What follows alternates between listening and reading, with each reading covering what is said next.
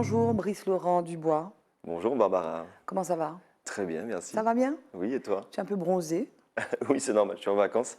Bon, bientôt la fin, donc je profite quand même des derniers jours. Est-ce que tu peux te présenter s'il te plaît? Oui, alors, je m'appelle Brice Laurent Dubois et je suis animateur d'émissions sur France Télévisions, donc Chef Pays et Outre-mer Le Mag, et bientôt une nouvelle émission, Outre-mer Gourmand. Et tu es martiniquais? Martiniquais à 100%. Tu es d'où en Martinique? Tu as Du grandi Lamentin. où? Alors, j'ai grandi entre le Lamentin et le François.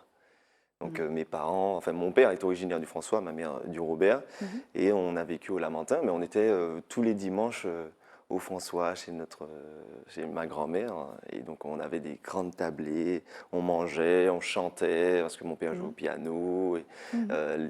les tatis chantaient, donc c'était un moment hyper convivial. Et alors, avant d'être à la télé, donc de faire ces trois émissions dans le service public de télévision, tu Oui. faisais quoi? Et tu as vécu en Martinique jusqu'à quand? Tu as passé ton bac? Alors jusqu'à mes 15 ans, et je suis parti en Guadeloupe, à l'école hôtelière du Gosier, donc à Saint-Félix, parce qu'à l'époque, le lycée Cheval Blanc à Bellefontaine n'existait pas. Donc je suis parti pour pouvoir découvrir enfin, un peu plus cette passion de la cuisine, du service, des métiers du service. Et c'était génial, c'était de très très belles années. Ensuite, je suis parti à La Rochelle pour faire un BTS en hôtellerie-restauration, Angers, une licence en art culinaire et art de la table. J'ai un peu bougé aussi, je suis parti en Chine, ça c'était mon plus beau voyage d'ailleurs, le plus marquant, que ce soit Dans le cadre de tes études? dans le cadre de ma licence exactement, humainement parlant, professionnellement parlant aussi.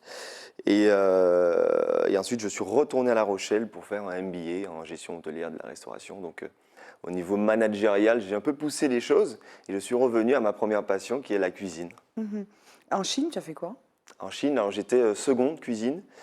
C'était l'hôtel Holiday Inn à Canton, la ville de Canton, et donc la cuisine cantonaise on retrouve certaines influences de la cuisine cantonaise asiatique dans notre cuisine En créole. quoi? En quoi? Par exemple, la consommation du riz, certains agrumes aussi qui nous viennent d'Asie, on les retrouve beaucoup dans notre cuisine. Mhm. Donc le citron, d'autres agrumes que tu connais aussi, pomelo, etc. Et donc on a cette influence très forte, cuisine aussi indienne, le colombo. Donc on Mhm. a toutes ces épices qu'on retrouve dans la cuisine et ce mélange aussi avec les légumineuses, les légumes racines qu'on trouve en Afrique. Voilà, de toute façon notre cuisine c'est un métissage à la C'est un base. melting pot. Exact, ouais. Mais alors, cette passion de la cuisine, du repas, de la nourriture, Mhm. oui, de la gastronomie, Oui. te vient de petit? Elle me vient de ma grand-mère, mamie Mathurine, d'ailleurs que j'embrasse. Mhm. Et ma grand-mère elle m'a marqué par ses associations de goûts et de saveurs originales. Par exemple, je repense à cette petite mousseline de pommes de terre à l'ananas. Wow. Association pommes de terre ananas, c'était assez surprenant. Alors, on y va, voilà, Mhm. on hésite un peu à Mais elle goûter. fait un chutney d'abord et elle mélange à Non, la pas du mousseline? tout. Non? L'ananas frais, comme ça, elle le D'accord. mixe avec les pommes de terre cuites. Et elle fait une petite mousseline, elle rajoute ses épices. Wow. Et c'est un régal. Donc elle faisait voilà, des associations comme ça. Elle nous invitait à manger, parce qu'elle habite dans l'Hexagone. Et on avait aussi des Saint-Jacques avec, je sais pas, c'était du pamplemousse, Elle aime du bien les piment. associations salées-sucrées. Original, oui, surtout. Oui, Ouais, oui. sucré-salé, oui, oui, Et exact. puis il y avait les cheveux d'ange aussi. Oui, tu es bien renseigné, exact. Les cheveux d'ange et Mais les... pourquoi les cheveux d'ange d'ailleurs? Comment? Ben, moi, je suis un bec sucré, donc quand ma grand-mère faisait ça, et elle a inculqué à ma mère aussi, je sais pas, c'est devenu ma Madeleine de Proust. Je Mhm. sais pas, c'était très doux, en même temps, il y avait une sorte de mâche très agréable, et il y avait beaucoup de cannelle, voilà. Elle Ah. mettait de la cannelle, un bon bâton de cannelle, mais à Et de l'ancienne, hein, la vanille aussi? non, il n'y avait pas de vanille, hein, de Mais mémoire, il donc n'y avait pas de à vanille. l'ancienne, je t'ai interrompu. Un bâton Oui. à l'ancienne et tu as fait le geste. Oui, voilà, elle plantait le bâton dedans. Oui. C'est-à-dire on mâchouillait même le bâton de cannelle dans ses cheveux d'ange là. Mhm. Et il y avait aussi les roulés à la banane jaune de ma maman. Avec quoi Roulés au d'ailleurs? jambon. Et Roulés au roulé au jambon. jambon? Oui, tu sais, les endives roulées au jambon, Oui, mais oui. elle mettait les bananes jaunes pour faire le côté local. Mais des bananes jaunes légumes ou bananes jaunes fruits? Légumes, Légumes. légumes. Waouh. Avec sa bonne petite béchamel, avec la muscade bien, bien fraîche. Ah, ça c'était. Et alors, donc toi, tu officies à la télévision. Ouais. Tu nous as dit, tu présentes trois émissions sur le service public. Enfin, la troisième arrive bientôt. Mhm. Tu te présentes comme un chef, comme un cuisinier. C'est quoi la dénomination, le nom qui te va le mieux? Ce serait quoi, chef? Oui, je suis un chef de cuisine. Oui. Et d'ailleurs, c'est pour ça qu'ils m'ont recruté. C'est pour pouvoir apporter cette touche de cuisine dans chaque émission. Et c'est aussi cette expertise. Mhm. Pour la petite histoire, on va parler de chaque émission, si tu veux. Oui. Chef pays qu'on retrouve sur les chaînes Outre-mer premières. Donc Saint-Pierre-et-Miquelon, La Réunion, Toutes les Guyane, Outre-mer. Martinique, voilà. Mhm. Et donc on a différents chefs, Leila Albert, on a Louise Denisot, Sandra Salmanji, Yinlin Shea. Et ces chefs en fait font des recettes originales et reprennent un ingrédient qu'on trouve dans la cuisine des Outre-mer.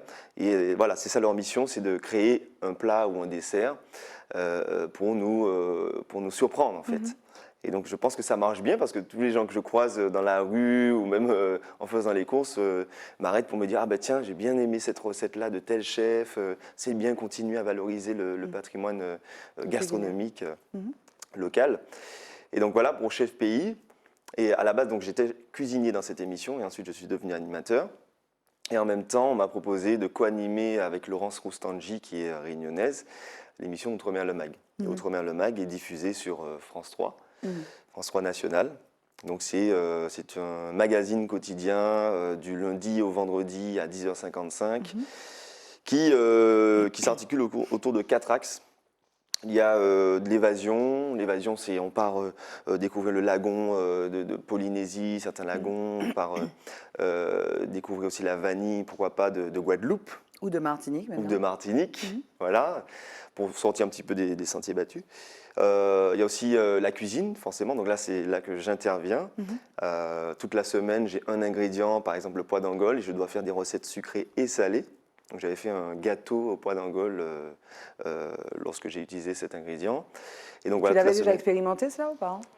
Alors, je Reste t'avouerai sur le pois que... d'Angole, oui. Oui, je t'avouerai que non. Ce sont des défis aussi personnels, c'est-à-dire que les rédacteurs en chef me disent, bon, ben, voilà l'ingrédient, qu'est-ce que tu pourrais faire avec, de sucré, de salé, voire même un cocktail avec certains ingrédients, certaines épices. Et là, je me dis, bon, ben, allez, je vais chercher un petit peu la cuisine italienne, la cuisine française, bien sûr, la cuisine mexicaine. Et puis, j'essaie d'intégrer cet aliment, cet ingrédient, et de faire quelque chose, de remanier un petit peu la recette, la rendre un peu plus Et sexy. je veux rester sur le pois d'Angole 2 minutes, excuse-moi. Oui. Donc, le pois d'Angole, il est utilisé ailleurs?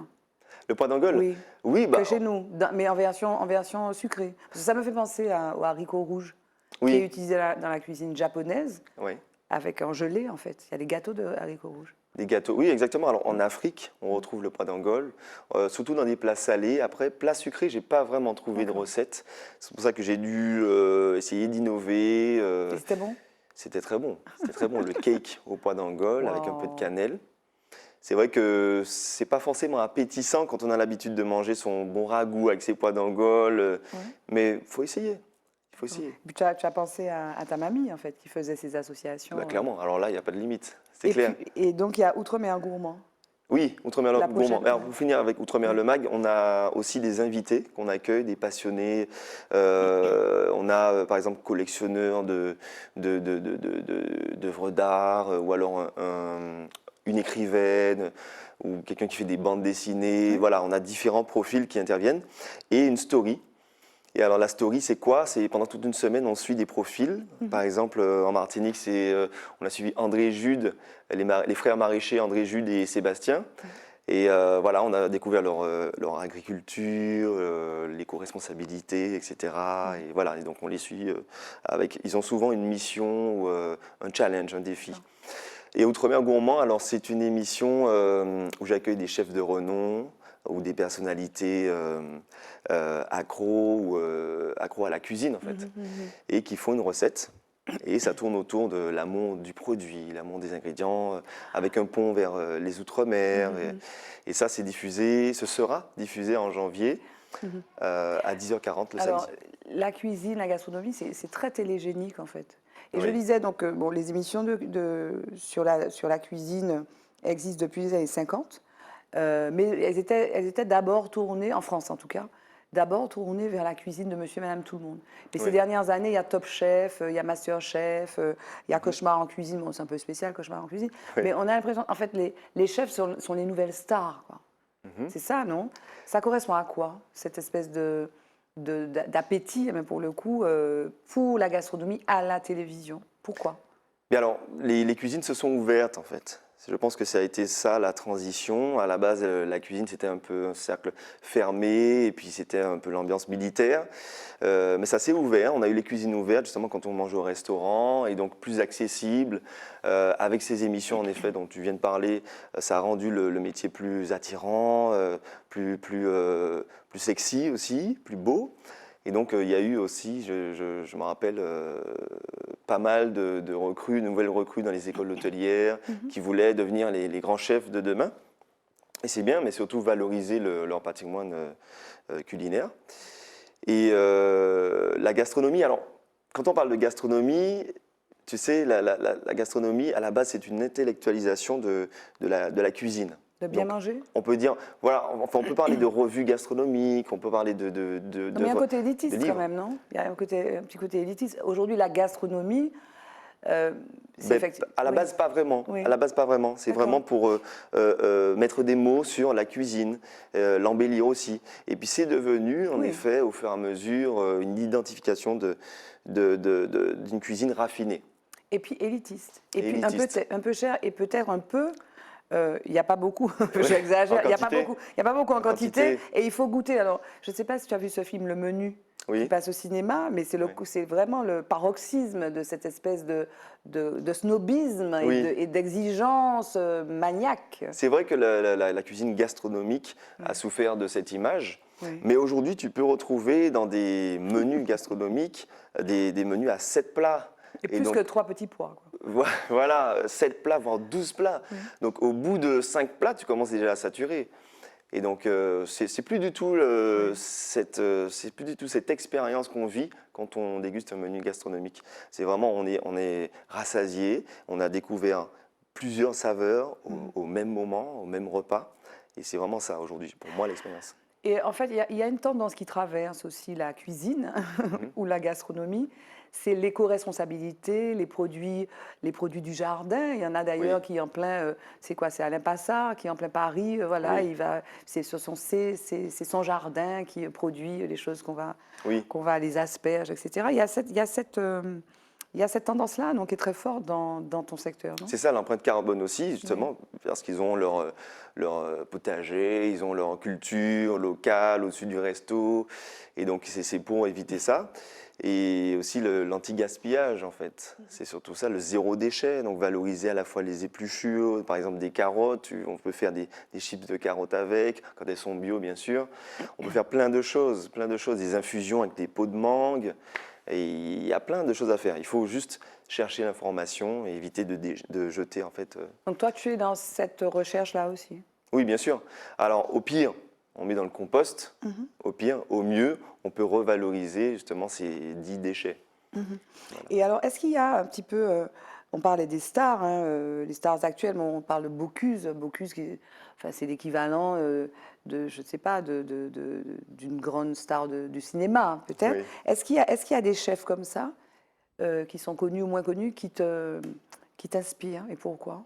Alors, j'ai Thierry Marx. Thierry Marx, il m'inspire beaucoup par sa cuisine inventive, moléculaire aussi, parce que je m'intéressais beaucoup à cet aspect-là, l'utilisation des algues, l'agar-agar, les gélifiants, etc. J'ai bien aimé ce côté chimie dans la cuisine. Et donc, c'est pour moi, ça a été même un des mentors lorsque j'ai fait mes études. Mais sinon, il y a aussi mon arrière-grand-père, Angius, qui a été à la fois poissonnier, enfin pêcheur, je dis poissonnier, pêcheur, et qui a travaillé dans une boulangerie. Et il a pu bosser sur le pain local, hein, le Zacharie et tout ça. Et j'ai senti cet amour du produit, cet amour de la boulangerie que je fais aussi avec grand plaisir, les pains au beurre, etc. Et c'est un de mes mentors aussi. Tu m'invites chez toi quand, s'il te plaît? Quand tu veux, on fait un menu complet, un buffet même. Voilà, avec un petit Zacharie au passage. Tu te vois comme où et comment dans 5 ans? Dans 5 ans, toujours en Île-de-France, parce que je trouve que c'est un bon noyau, un bon melting pot justement, avec un brassage ethnique, brassage de culture, d'expérience, de saveurs aussi. Et donc, et c'est facile, c'est plus facile aussi pour pouvoir partir un peu en Europe, en Amérique et tout, D'accord. pour découvrir d'autres cuisines, hein. Donc je me vois toujours là-bas. avec les émissions qui auront grandi, parce que ça ne fait qu'une saison et demie qu'on fait ces émissions-là. Et en tout cas que je suis animateur et co-animateur. Donc j'aimerais vraiment faire Outre-mer-le-Mag comme chef pays évoluer et que tout le monde puisse se reconnaître dedans, puisse réaliser des recettes, se dire ah, tiens on a essayé la recette de tel chef, Louise ou Leïla ou de Brice, pourquoi pas. Et voilà. Ta recette, enfin, non pas ta recette, ton menu de fête là aujourd'hui, ce serait quoi? Mon menu de fête, un foie gras maison, bien mariné dans du rhum vieux XO, avec un petit pain d'épices aussi maison, un chutney de groseille pays. Après, on passerait au plat. Je fais un petit médaillon de veau avec une réduction, un jus réduit, une petite mousseline de patates douces avec du jus d'orange. Alors la patate douce et l'orange, c'est excellent. L'association est géniale. Une petite pointe de muscade avec quelques légumes, une petite tombée de légumes glacés, pourquoi pas des Christophines ou autres. Et en dessert, un millefeuille d'Arlette. Tu sais, c'est de la pâte feuilletée qu'on fait cuire un petit peu écrasée. Donc il y a un croustillant exceptionnel avec une crème montée à la vanille locale et des dés de mangue. Wow. Une mangue fraîche. Voilà, voilà, on va laisser comme ça. Le mot de la fin, Brice, ce serait quoi? À part bon appétit, ce serait quoi?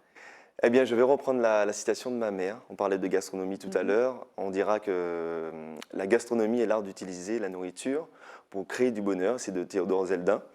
Et j'aime beaucoup cette citation-là parce que ça parle de la vraie gastronomie, de l'amour du produit, d'aimer servir les autres, d'aimer leur faire plaisir en fait. Merci Brice. Merci Barbara.